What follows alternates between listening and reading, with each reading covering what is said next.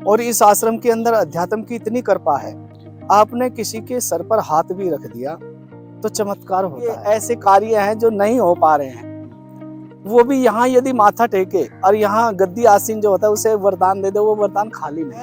ऐसा चमत्कार कि जो एम्स वगैरह, ऑल इंडिया वगैरह, जॉलीग्रांट वगैरह, पीजीआई वगैरह, वहां से लोग ऐसे आए जिनको ये कह दिया जाओ अब इनकी सेवा कर लो, ये बचने वाले नहीं। तो गुरु कृपा से इतना चमत्कार यहाँ हुआ है, वो निरोग होकर के अपने घर। मैं कहता हूँ कि कोई भी दुखी जो दुखिया होता है वो दुख को लेके नहीं, यहाँ से सुख को लेके जाता है, दुखों की गठरी लाता है और सुख की खान लेकर जाता है। यहाँ आने वाला शांति को प्राप्त होता है, वैकुंठ का आभास होता है उसे कि कहीं मैं ऐसी जगह आ गया जो कभी नहीं देखी। परम पूज्य सद्गुरुदेव भगवान की जय हो। सभी विश्व सनातनियों को हर हर महादेव। जय माँ बगलामुखी, जय गुरु गोरक्षनाथ, जय हिंदू राष्ट्र, जय नमः पार्वती पते, हर हर महादेव। आज हमारे परम पूज्य सद्गुरुदेव से हम भगवान गुरुदेव के चरणों से एक विनती स्तुति करते हैं कि गुरुदेव, जो हमारा ये आश्रम है सत्यलोक आश्रम बेल्डा बुजुर्ग, सहारनपुर उत्तर प्रदेश, यहाँ मंगलवार के दिन और रविवार के दिन बहुत भव्य साक्षात शक्तियों का ये दरबार लगता है। तो इस दरबार की, इस आश्रम की महिमा क्या है गुरुदेव? इस आश्रम की जो महिमा है वो ऐसी गुरु कृपा इस आश्रम पर है जिसको आदमी यदि विचार करे तो ऐसा कार्य सतयुगों में कभी होता था जी। हमारे गुरु महाराज की ऐसी कृपा रही कि हम तो कुछ भी नहीं कर पाए हैं, लेकिन इस दरबार पे किसी ने पैर भी रख दिया, इस दरबार की मिट्टी भी किसी ने माथे के लगा ली। और मंगलवार और रविवार का जो दिन है तो विशेष कृपा का दिन है गुरु महाराज का। पहले से जब से आश्रम की स्थापना हुई, जब से ये चलता आ रहा है, तो हमने जो आप लोगों को चुना है इसलिए चुना है कि आज हम चाहते हैं कि हम राष्ट्र चिंतन में चल रहे हैं कि राष्ट्र के प्रति कुछ एक अलग काम कर पाए। और ये जो हमारा अध्यात्म का और आश्रम को लेके जो कार्य है, जो गुरु महाराज ने हमें कार्य सौंपा था, इस कार्य को आपको सौंप सकें, इसलिए आपको बुलाया है। अध्यात्म ऐसी चीज है और इस आश्रम के अंदर अध्यात्म की इतनी कृपा है कि यहाँ अगर आपने गुरु महाराज को अपने दृष्टि गोचर करते हुए, अंतकरण से विचार गुरु महाराज का करते हुए, और जो हमारे शास्त्र हैं, वेद हैं, उनका ध्यान करते हुए आपने किसी के सर पर हाथ भी रख दिया तो चमत्कार होता है। यहाँ एक से एक असाध्य रोगी आए हैं, असाध्य रोगियों का उपचार किया है। ये जो हम वृक्ष देख रहे हैं, ये भी उस समय जिस समय दरबार लगता है, ये औषधि का और तंत्र का काम करते हैं। वैसे देखने में ये वृक्ष ऐसे लगते हैं कि ये लकड़ी खड़ी है, बेकार का जो है झुंड खड़ा है, झाड़ खड़े हैं, लेकिन इनमें भी गुरु महाराज हमें दिखते हैं जी। और जब जब कोई यहाँ दुखिया आता है, चाहे वो आध्यात्मिक हो, दैहिक हो, भौतिक हो, तापिक हो, जैसा भी कोई आता है, यहाँ तक के कानून को लेके भी किसी के ऐसे कार्य हैं जो नहीं हो पा रहे हैं, वो भी यहाँ यदि माथा टेके और यहाँ गद्दी आसीन जो होता है उसे वरदान दे दे, वो वरदान खाली नहीं जाता। बहुत सुंदर। ऐसी कृपा इस आश्रम की होती है आने वाले सेवक के ऊपर। और गुरु महाराज ने मुझे कहा था जब यहाँ स्थापित किया मुझे, क्योंकि मैं बाहर भ्रमण करता रहा, बचपन में मुझे बचपन का साधु रहा हूँ, मैं बाल ब्रह्मचारी रहा हूँ, 4 साल की आयु में गुरुमुखी बना, तो मुझे बहुत समय मिला गुरु जी की सेवा करने का, अध्यात्म को देखने का, समझने का बहुत समय मिला। तो मैंने देखा कि नहीं, कलयुग नहीं है, कलयुग तो हमारी वृत्ति हो चुकी है, हमारी बुद्धि हो चुकी है, क्योंकि हमने अध्यात्म को छोड़ दिया। और जो टीवी पे और मीडिया वगैरह पे जो हम देखते हैं, उधर को हमारा मन मस्तिष्क चलाया गया है। इसलिए अपने ऐतिहासिक जो मांत्रिक, तांत्रिक और यांत्रिक हमारे कर्तव्य रहे हैं, उनसे हम दूर चले गए, उनसे विश्वास हमारा उठ गया।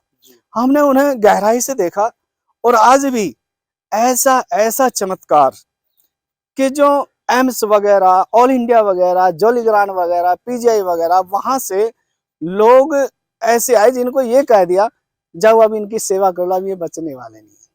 तो गुरु कृपा से इतना चमत्कार यहाँ हुआ है को निरोग होकर के अपने घर गए हैं। और यदि व्यक्ति 11 चौकी यहाँ लगा लेता है, एक भी यज्ञ दरबार का गुरु महाराज का, माँ बगलामुखी का, गुरु गोरक्षनाथ जी के नाम का करा लेता है, तो ये समझो 1 साल की वो तपस्या को प्राप्त कर लेता है। इतना चमत्कार यहाँ आश्रम के अंदर है। तो हमने इस आश्रम का जब नाम चुना, गुरु जी से सलाह करी, वहाँ गुरु जी, जब आपकी इतनी कृपा है, गुरु गोरक्षनाथ जी की दृष्टि हमारे आश्रम पर है, तो ये तो बैकुंठ की नाई है। क्यों ना इसका नाम ऐसा ही कुछ रखे, तो इसका नाम सत्यलोक रखा। और सत्यलोक शब्द फिर हमने कहीं सुना कि कई जगह आश्रम है, लेकिन सत्यलोक आश्रम बेल्हा बुजुर्ग एक ही है जी। इसके अलावा सत्यलोक आश्रम बेल्हा बुजुर्ग के नाम से कोई आश्रम नहीं है। आज भी व्यक्ति यदि कोई देखना चाहे, वो आए आश्रम में और गद्दी आसीन जो भी हो, उसको माथा टेके, उसकी कृपा प्राप्त करने के लिए उससे आशीर्वाद प्राप्त करे।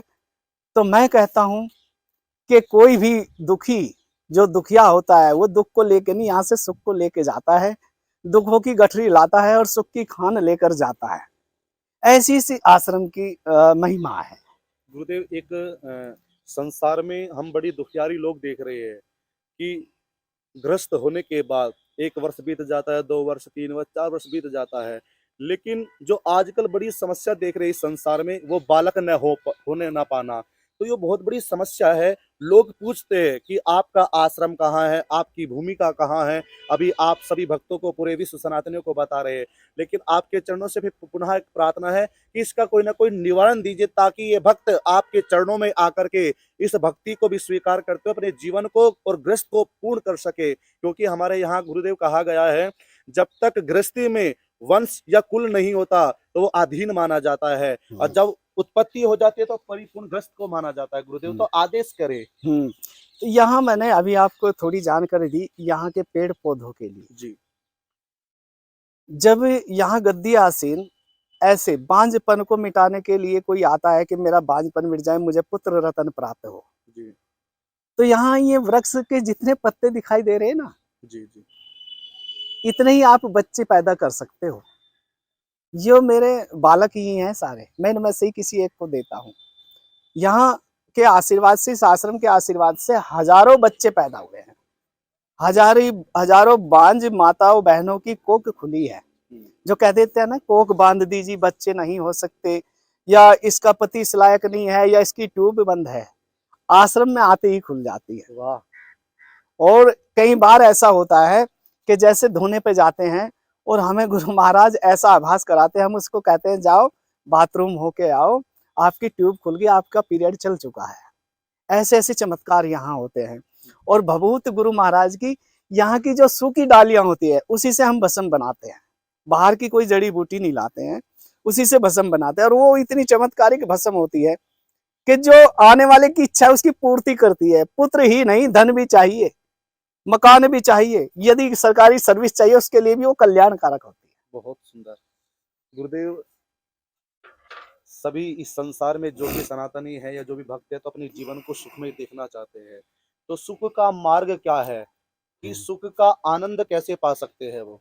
देखो, ये संसार मिथ्या बताया है हमारे अध्यात्म पे भी, और गुरु लोगों ने, मनीषियों ने, महर्षियों ने, देवर्षियों ने, सबने कहा ये संसार मिथ्या है। और सत्य क्या है? बैकुंठ। सत्य बैकुंठ है ना, वहां भगवान वास करते हैं। तो बैकुंठ का उपनाम ही तो सत्यलोक है। आए तो वो एक बार, और फिर हमें बताए वो दुखी है या सुखी है। वो सुखी होगा, निश्चित होगा, क्योंकि बैकुंठ में वास होगा उसका, और यहाँ से सुखों की खान को लेकर जाएगा। आभास होगा, यहाँ देखने में 10 ईंट दिखाई देंगे कि 10-20 ईंट लगी हुई है, लेकिन जब यहाँ आते हैं, मैं अपने मुंह से व्याख्यान नहीं कर रहा, स्वाभिमान के साथ कह रहा हूँ, यहाँ आने वाला शांति को प्राप्त होता है। बैकुंठ का आभास होता है उसे कि कहीं मैं ऐसी जगह आ गया जो कभी नहीं देखी।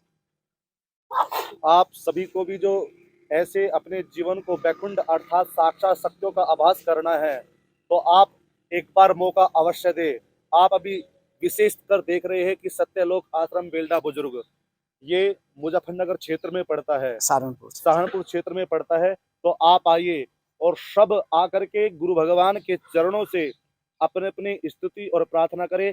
देखना, यहाँ जो भक्त आता है खाली झोली लेकर के तो आता है, लेकिन वापस नहीं जाता। वो जाता है तो भर करके जाता है। हम तो अपने गुरु भगवान के चरणों से ही प्रार्थना करते हैं कि सबका गुरु महाराज कल्याण करो, और सब पर अपनी अनुकंपा, दृष्टि और मार्ग सदैव बनाए रखना। बोलिए परम पूज्य सद्गुरुदेव भगवान की।